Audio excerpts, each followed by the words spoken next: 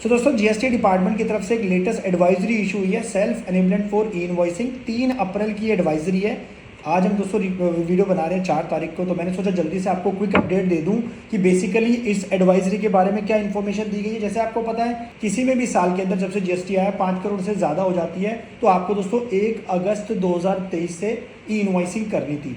अभी हालांकि हमारा 31 मार्च 24 खत्म हो गया है, तो इनकेस अगर आपकी फाइनेंशियल ईयर 23-24 में 5 करोड़ से ज़्यादा की टर्नओवर थी तो उस केस में आपको 1 अप्रैल 2024 से इनवॉइसिंग करनी है। तो गाइस पूरा डिटेल में समझते हैं इस एडवाइजरी के बारे में, तो इसलिए आपसे कहता हूँ कि वीडियो को आप पूरा देखें और स्किप ना करें।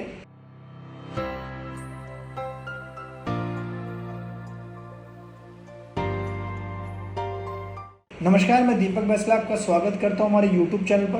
गाइस चैनल पर नए हो तो वीडियोस को लाइक करें, शेयर करें और मुझे मोटिवेट करने के लिए चैनल को सब्सक्राइब जरूर कर लें। नीचे लाल बटन को दबाएं ताकि कोई भी वीडियो आए तो आप उसे मिस ना करें। और आप हमें बाकी सोशल मीडिया प्लेटफॉर्म पर फॉलो कर सकते हैं, सबका लिंक आपको डिस्क्रिप्शन में मिल जाएगा, क्लिक करके ज्वाइन कर लेना।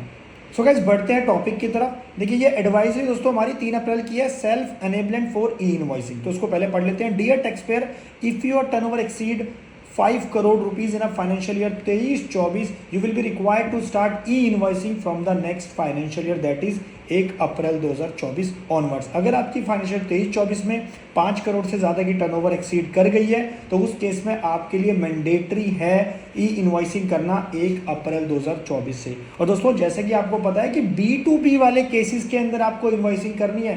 काफ़ी सारे लोगों को कन्फ्यूजन है कि सर अगर मैं B2C सप्लाई करता हूँ तो उस केस में ई इनवॉइसिंग आपकी एप्लीकेबल नहीं होगी।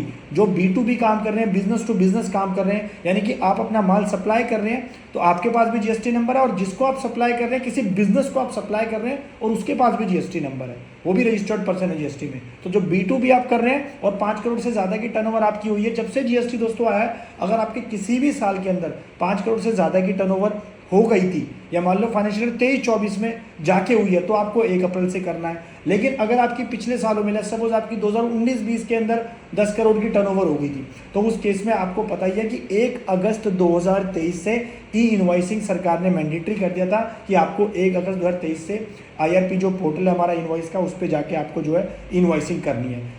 अब गाइस जो ये एडवाइजरी है बेसिकली ये भी कह रहे हैं कि 31 मार्च 24 जो हमारा फाइनेंशियल 23-24 खत्म हुआ है, अगर उसमें आपकी 5 करोड़ की टर्नओवर एक्सीड कर गई है तो बस विदाउट एनी डिफॉल्ट आप जो है अपनी स्टार्ट कर दीजिए ई इनवॉइसिंग 1 अप्रैल 2024 से। अब गाइस सेकंड पॉइंट पढ़ते हैं। For those who meet the notification criteria, यानी कि जिनका 5 करोड़ से ज़्यादा की टर्नओवर हो गई है but have not been yet enabled on the portal, लेकिन जिन्होंने अभी तक अपने आप को पोर्टल पे एनेबल नहीं करा है, स्टार्ट नहीं करा है, so you can self enable for e invoicing by visiting www.invoice.gst.in and start reporting through any of the 4 invoice registration portal from e-invoice IRP3 to e-invoice IRP6। Basically जिन लोगों के पर ये नोटिफिकेशन एप्लीकेबल थी कि भी 5 करोड़ से ऊपर की टर्नओवर हो गई है तो उनके लिए वो क्या कर सकते हैं, खुद जाके अपना सेल्फ इनवॉइस ई इनवॉइसिंग कर सकते हैं और साथ में रिपोर्टिंग कर सकते हैं। इनवॉइस रजिस्ट्रेशन पोर्टल जो नंबर है बेसिकली जो हमारा इनवॉइस रजिस्ट्रेशन नंबर दोस्तों जो IRN होता है, आपको पता ही है कि जब कोई भी आप इनवॉइस जो है आप स्टार्ट करेंगे करना तो उस केस में आपको एक IRN number, invoice registration number जो होता है वो आपको मेंशन करना होता है अपने इनवॉइस पोर्टल में। तो वो आपको ध्यान है दोस्तों, वो आपको क्या कहते हैं डाउनलोड हो जाता है जब आप इनवॉइसिंग करते हैं।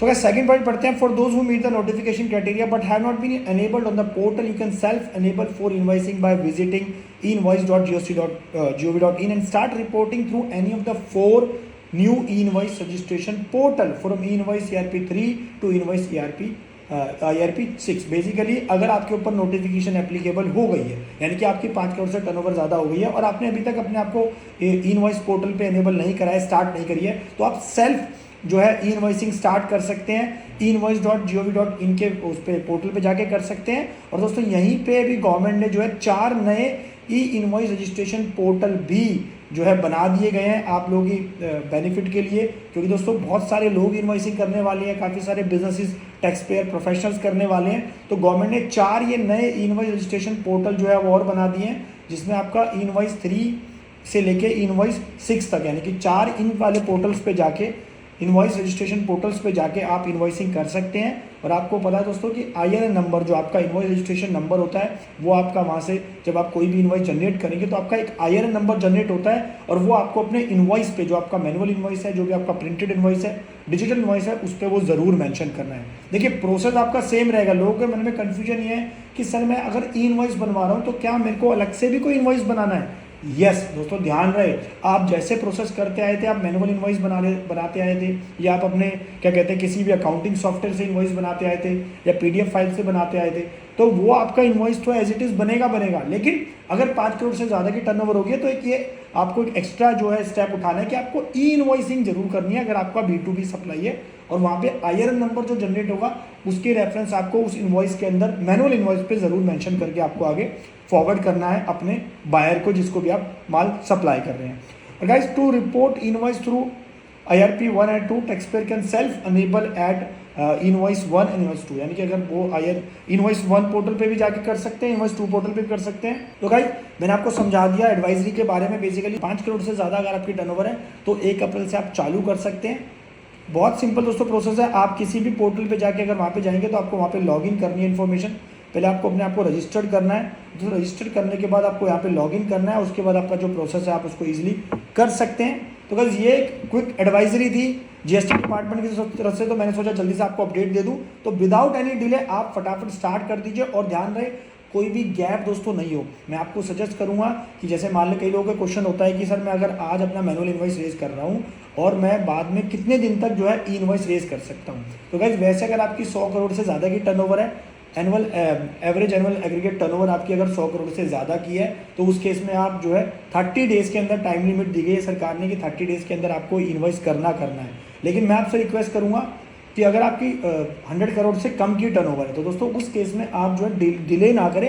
वैसे तो कोई टाइम लिमिट नहीं दिया सरकार ने कि आप 30 दिन से भी डिले कर सकते हो, लेकिन कल को ये जो टाइम लिमिट है गवर्नमेंट इसको कम करने वाली है। जैसे ई इनवॉइस जब स्टार्टिंग में गवर्नमेंट ने लगाया था तो 500 करोड़ की टर्नओवर वाले बिजनेसेस पे लगाया था, जो भी GST में रजिस्टर्ड है जिनकी 500 करोड़ की टर्नओवर है उनके ऊपर लगाया था।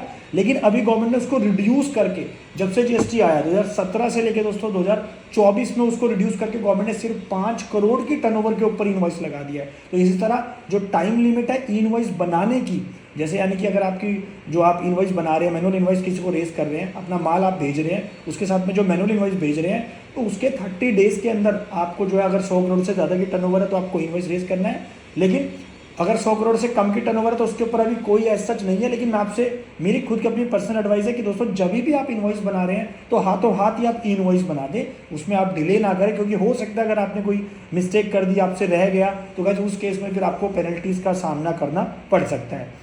और काफ़ी सारे लोगों ने पूछा सर कि हम अगर ई इनवॉइस बना दें तो क्या उसको हम अमेंड कर सकते हैं या उसको कैंसिल कर सकते हैं? देखिए आप दोस्तों उसको अमेंड तो नहीं कर सकते, लेकिन 24 आवर्स के अंदर आप उसको कैंसिल कर सकते हैं आप जाके। तो बस ये क्विक अपडेट थी जो मैंने आपको बता दी है। आशा करता हूँ वीडियो आपको पसंद आई होगी। अगर आपको कुछ भी क्वेश्चन क्वेरी तो आप कमेंट करके पूछ सकते हैं, हमारी टीम आप तक पहुँच कर उसका रिप्लाई करेगी। Thank you.